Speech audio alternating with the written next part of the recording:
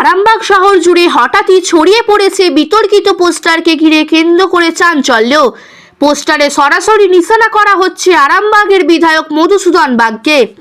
পোস্টারে লেখা রয়েছে উন্নয়ন চাইতে গেলে ধমক মারধর। পাশাপাশি একটি ব্যঙ্গাত্মক ছবিতে দেখা যাচ্ছে বিধায়ককে টাকার পাহাড়ের ওপর বসিয়ে মদ্যপান করতে। এই পোস্টার প্রকাশ্যে আসতেই রাজনৈতিক মহলে শুরু হয়েছে তীব্র বিতর্ক ও চর্চা। স্থানীয় বাসিন্দাদের একাংশের দাবি এলাকার উন্নয়ন নিয়ে অসন্তোষ থেকে এই ধরনের পোস্টার পড়েছে।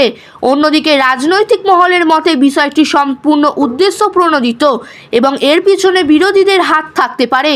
শহরের বিভিন্ন মোড় ও দেওয়ালে লাগানো এই পোস্টার ঘিরে ইতিমধ্যেই চাঞ্চল্য ছড়িয়েছে গোটা এলাকায়।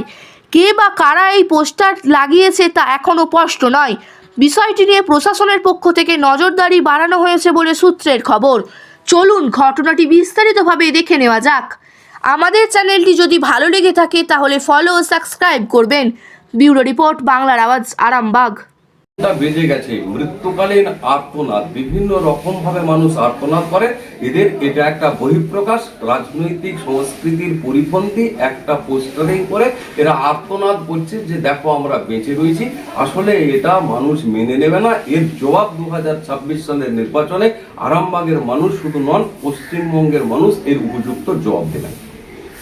রাতের অন্ধকারে চোরের মতো গোপনে গোপনে যেটা পোস্টারিং গুলো করছে, গত 13/2 হয়েছিল, আবার আজকে হয়েছে সকালবেলায় খবর পেলাম।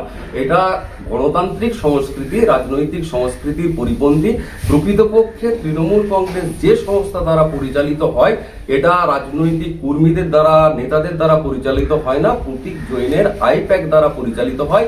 এই আইপ্যাক তৃণমূল কংগ্রেসকে এখানে প্রমোট করছে যে তৃণমূল কংগ্রেসের অস্তিত্ব এখানে আছে। আসলে মানুষ যে তৃণমূল কংগ্রেসকে প্রত্যাখ্যান করেছে, আগামী দিনের নির্বাচনে তৃণমূল কংগ্রেসকে যে মানুষ ভোট দেবেন না সেটা এরা বুঝতে পেরেছে। তাই একটা অপসংস্কৃতিমূলক, বিভ্রান্তিকর, রাজনৈতিক সংস্কৃতির পরিপন্থী, গণতান্ত্রিক সংস্কৃতির পরিপন্থী একটা পোস্টারিং করছে। এতে কোনো ফায়দা হবে না। ভোট যত আসছে তত এরা চোখে সর্ষে ফুল দেখছে, পায়ের তলার মাটি চলে যাচ্ছে। এখানে নিজেদের বাঁচিয়ে রাখার জন্য যে হ্যাঁ আমরা করছি, প্রতীক জৈন যেটা বলেছেন, আইপ্যাক যেটা বলেছেন, সেই পদ্ধতি অনুসারে আমরা করছি। আমাদের কর্মী রয়েছে, দিনের বেলায় সৎ সাহস আছে তো করুন না, সেই সৎ সাহস নেই, রাতের অন্ধকারে এটা করছেন। এটা আমি প্রশাসনকে বলবো যে এটার বিরুদ্ধে উপযুক্ত পদক্ষেপ করতে, নতুবা আগামী দিনে আমাদের কর্মী সমর্থকদের সঙ্গে যারা ওই রাতের অন্ধকারে পোস্টারিং করতে আসবেন তাদের সঙ্গে একটা বিরাট ঝামেলা হবে। এইটুকু আমি বলে দিতে পারি।